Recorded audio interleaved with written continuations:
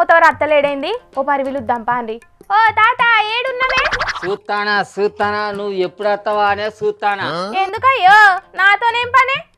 కొంపదీసి తాగుడుకు పైసలు లేక నన్ను బదులు అడుగుదామని చూస్తున్నావా ఏంది?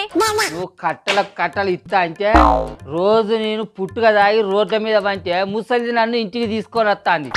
చెప్పైతే చిప్పదాగాని చిప్పి రెంటికలు దానము నువ్వు నాకు తాగుడుకు పైసలు ఇస్తానా అని చెప్తాను అనే పత్తి గింజ మొక్కందానా.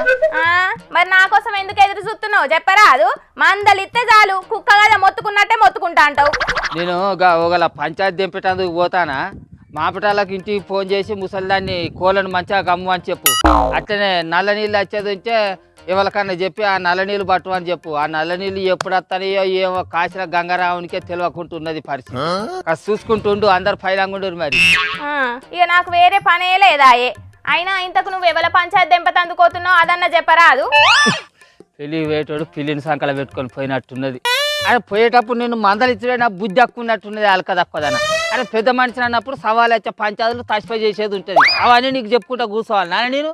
అరే ఎవల పంచాయతీ అని అడుగుడు కూడా తప్పే నానే. ముచ్చటెందు చెప్పు అంటే సిర్రు బుర్రనే గుర్తున్నావు నువ్వైతే. అరేగా పువ్వు పాచి పెద్ద మనిషి ఈటల రాజేందర్ సార్కును అట్లనే చెయ్యి పాచి పెద్ద మనిషి జగ్గారెడ్డి సార్కు ఇద్దరికి అసలుకే పొసుకుతలేదు పిల్ల అంచను. మైకుల ముంగటికి వచ్చి మస్తు మాటలు అనుకుంటారు. అసలు వాళ్ళిద్దరి నడుమ పంచాయతీ ఏంది ఏం కథ అనేది వాళ్ళు ఇద్దరి నాకం కూర్చుని పెట్టి మాట్లాడదాం అని పోతాను. అవును నిజమేనే తాత. వాళ్ళిద్దరి నడుమ ఈ 2-3 వద్దుల సందైతే పచ్చగడ్డెత్తే బగ్గుమన్నట్టే మాట్లాడుతున్నారు. అసలు ఎందుకు కావచ్చునే? ఎందుకు అని అంటే మరి రాజకీయ లీడర్లు అన్నప్పుడు సవాలు వచ్చే ముచ్చట్లుంటాయి వాళ్ళు. కానీ మరి ఈటల సార్ అయితే ముఖ్యమంత్రి రేవంత్ సార్ను మాట అన్నాడు కానీ జగ్గారెడ్డి సార్ను అయితే ఒక్క మాట అనలేదు.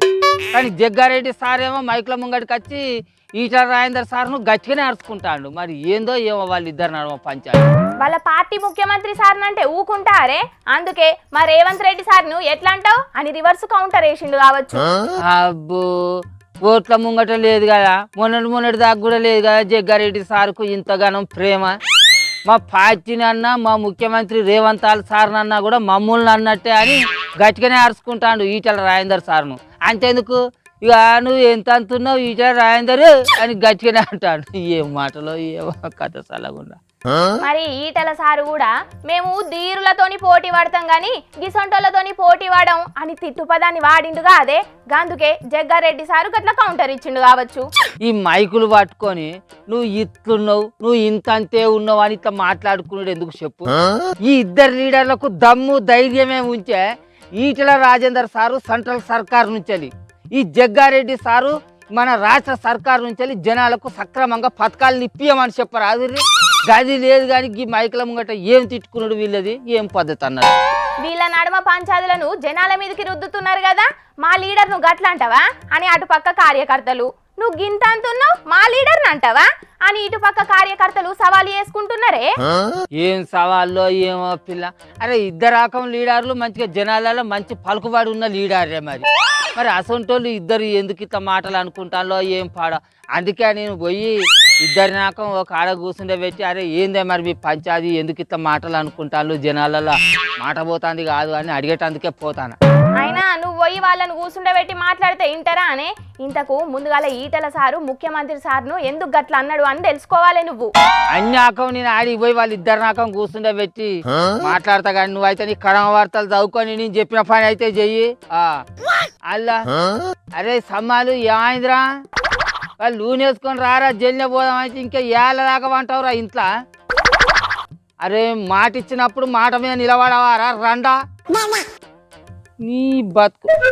ఇగో చూసిండ్రా అనుల్లా మా ముసలోని కథ ఎట్లున్నదో.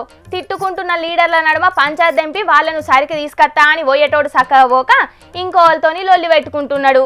కానీ నలుగురికి ఆదర్శంగా ఉండి ప్రజలకు మేలు చేయాల్సిన లీడర్లు కూడా గిట్లా ఇష్టం వచ్చినట్టు తిట్టుకుంటున్నారు. ఇక ఈ నడుమ కొంతమంది లీడర్లు మాత్రం తిట్టేటందుకే మైకుల ముంగడికి వచ్చినట్టు చేస్తున్నారంటే ఇక వాళ్ళను ఏమనుడు చెప్పుండ్రి.